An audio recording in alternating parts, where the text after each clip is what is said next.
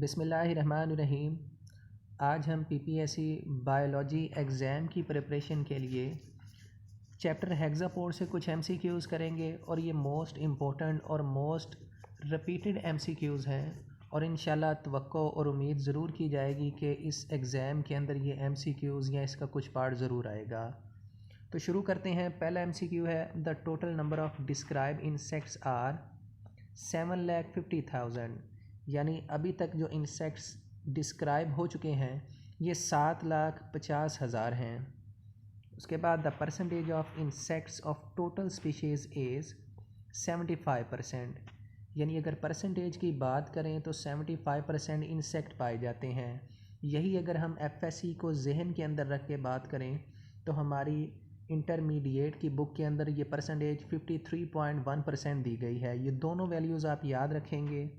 The number of legs of insects are 3, ये 3 pairs of legs हैं, यानी 3 pair of leg पाए जाएंगे। इसका मतलब है इंसेक्ट के अंदर हेक्सापोड के अंदर 6 पेयर ऑफ लेग्स होंगे।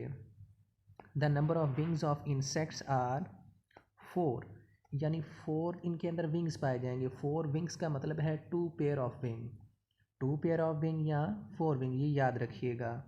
The number of segments in the thorax of insects, आपको पता है इंसेक्ट्स के 3 पार्ट्स हैं, हेड, थोरैक्स और एब्डोमेन। तो इन्होंने पूछा है कि थोरैक्स रीजन के अंदर कितने सेगमेंट्स होंगे। तो सेगमेंट्स की तादाद को देखते हैं। इनके अंदर 3 सेगमेंट्स होंगे, यानी जो सी ऑप्शन है ये हमारे पास करेक्ट ऑप्शन है। The number of segments in the abdomen of insect, insect के एब्डोमेन के अंदर कितने पार्ट्स होंगे, तो ये 10 हैं। याद रखिएगा थोरैक्स के अंदर 3 हैं जबकि एब्डोमेन के अंदर जो हैं वो 10 हैं। द सिरसाई आर सेंसरी आर्गन्स, यानी चीज़ों को सेंस करने के लिए, स्टिमुलस को रिसीव करने के लिए इस्तेमाल होंगे। The mouth part is used for chewing, यानी चीज़ों को चबाने के लिए, खाने के लिए जो माउथ पार्ट इस्तेमाल होगा इसे मैंडिबल कहते हैं। फिर सुन लें, the mouth part is used is chewing for mandible. The upper lip is, यानी ऊपर वाला लिप या होंठ क्या कहलाएगा, इसे लेब्रम कहेंगे। The lower lip is labium. फ़र्क याद रखिएगा, जो अपर लिप है ये लेब्रम कहलाएगा और लोअर लिप जो है ये लेबियम कहलाएगा।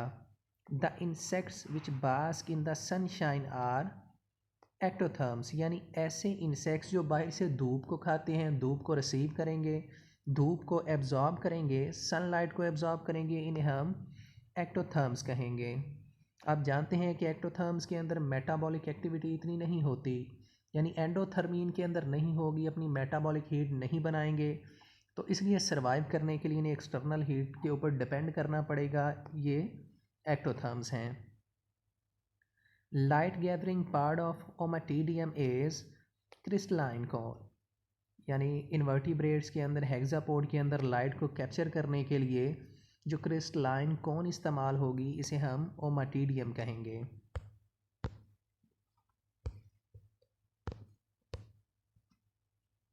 The structure which converts a light energy into the impulse, ऐसा स्ट्रक्चर जो सनलाइट को लेगा और इम्पल्स यानी इलेक्ट्रिकल करंट प्रोड्यूस करेगा, इसे हम रेटिनल सेल कहेंगे। एक दफ़ा फिर सुन लें, ऐसा स्ट्रक्चर जो सनलाइट को लेगा और इसे इलेक्ट्रिकल वेव या इम्पल्स के अंदर कन्वर्ट करेगा, ये रेटिनल सेल कहलाएगा। The structure which control the daily rhythms in the insects are ocelli, ocelli ऐसा स्ट्रक्चर है जो डेली रिदम्स को कंट्रोल करेगा।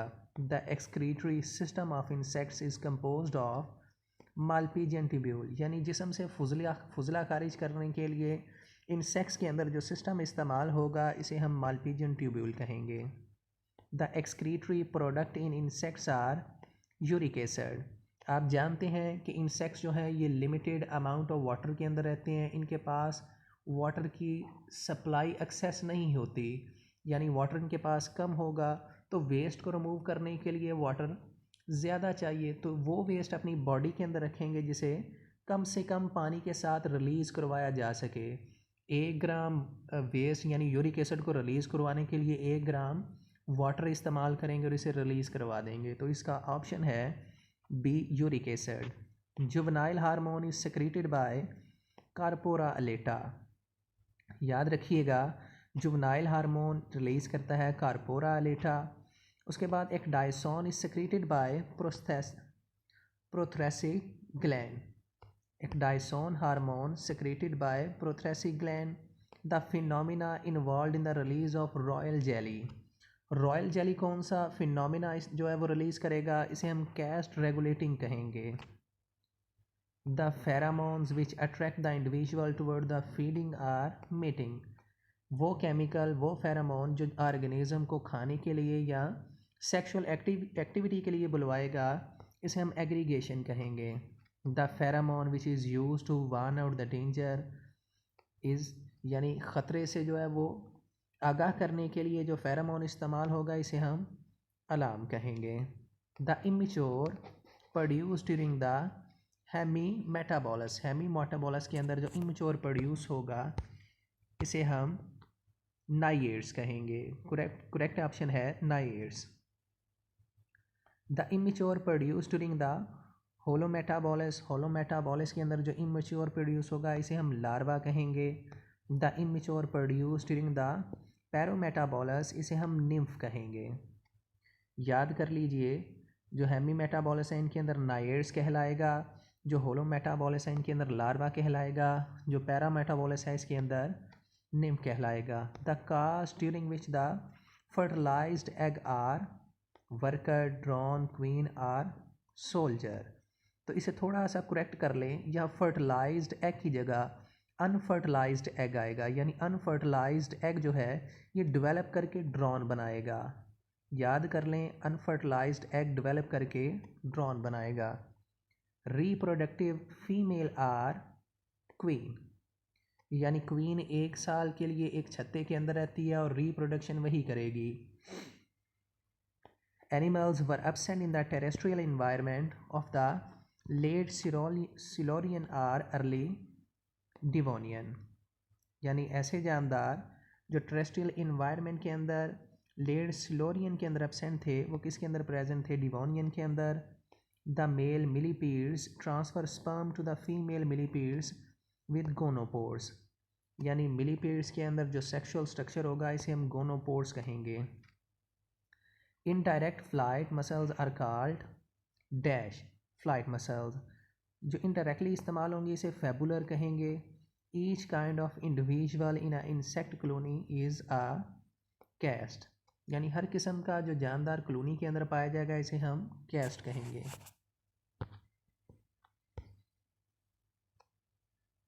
The last larval instar develop a cocoon, जो लास्ट लार्वल इंस्टार है वो कोकान बनाएगा। The thyrotrophic hormone stimulates the prothoracic gland to secrete ecdysone, यानी जो हमारे पास थायरोट्रॉफिन हार्मोन है ये स्टिमुलेट करेगा प्रोथ्रेसिक ग्लैंड को कि वो सेक्रेट करे ecdysone hormone. The corporate release small amount of juvenile hormone immature stage is अलेटा।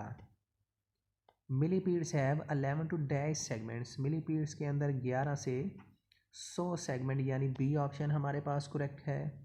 How many pairs of appendages are present on each trunk segments, हर सेगमेंट के ऊपर, ट्रंक के सेगमेंट के ऊपर 2 जो हैं वो अपेंडेजेस मौजूद होंगी। Class hexapoda are how many pairs of leg, इनके अंदर 3 पेयर्स ऑफ लेग, यानी ऑप्शन सी करेक्ट है, 6 लेग मौजूद होंगी। How many pairs of wings are insects are 2 pair of wings, यानी कि 4 इनके अंदर विंग्स होंगे। The arthropods with 3 pairs of wings, 1 pair of antenna and 3 pairs of legs are called insects, यानी arthropods को हम इंसेक्ट्स कहेंगे। Class hexapoda are 6 feet, hexa का मतलब ही 6 है, यानी ऐसे इंसेक्ट्स जिनकी 6 टांगें, इन्हें हम हेक्सापोडा कहेंगे।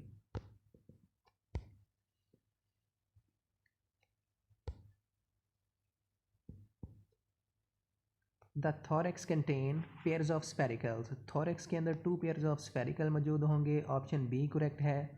The insects are integral part of ecological communities, यानी इकोलॉजिकल कम्युनिटी का जो इम्पोर्टेंट और लाजमी जुज़ू है वो इंसेक्ट्स हैं।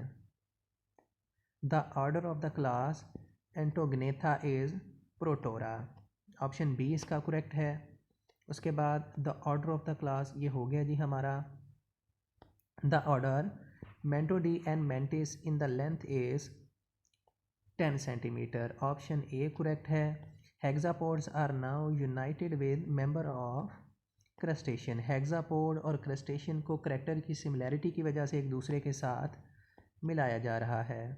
Ancestral insects had a head and trunk, यानी इसके अंदर दो ही पार्ट से, एक हेड था और दूसरा ट्रंक था। ऑप्शन सी करेक्ट है।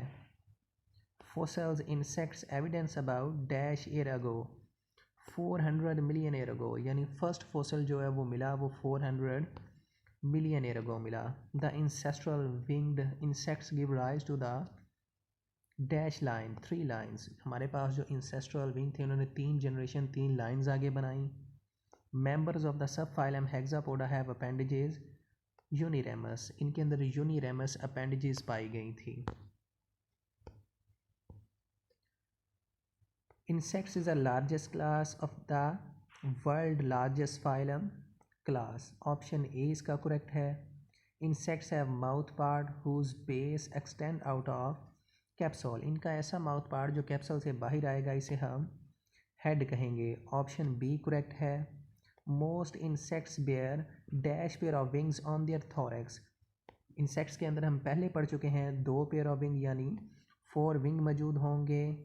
Insects breathe by mean of dash system, tracheal system. इनके अंदर ट्रेकियल सिस्टम पाया जाएगा। स्पायरिकल से हवा बॉडी के अंदर एंटर होगी और एक्सचेंज के बाद उनसे बाहर चली जाएगी। The condition of flight muscles require a nerve impulse is synchronous. Flight muscles synchronous way से काम करेंगे और फिर फ्लाइट के अंदर हेल्प देंगे। Which habit very greatly among the insects, insects के अंदर जो मेन हैबिट है ऑप्शन डी फीडिंग की है। Fertilisation is usually in insects is internal. Option B correct है। जितने भी इंसेक्ट्स हैं वो मोस्टली इंटरनल फर्टिलाइजेशन करेंगे। Larval instar are called immature, जो लार्वल इंस्टार है वो इमेच्योर, यानी बी ऑप्शन करेक्ट होगा। Sex is separate in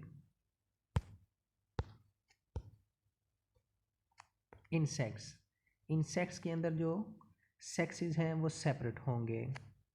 what metamorphosis larva instar are called immature incomplete. जब लार्वा इन स्टार मेटामॉर्फोसिस करेगा इसे हम इनकम्प्लीट, ऑप्शन बी करेक्ट ये कहेंगे। The ancestral winged I give rise to 3 lineages, option C correct है। आज इस video के अंदर हम 60 MCQ देखेंगे जो मोस्टली रिपीटेड हुए हैं।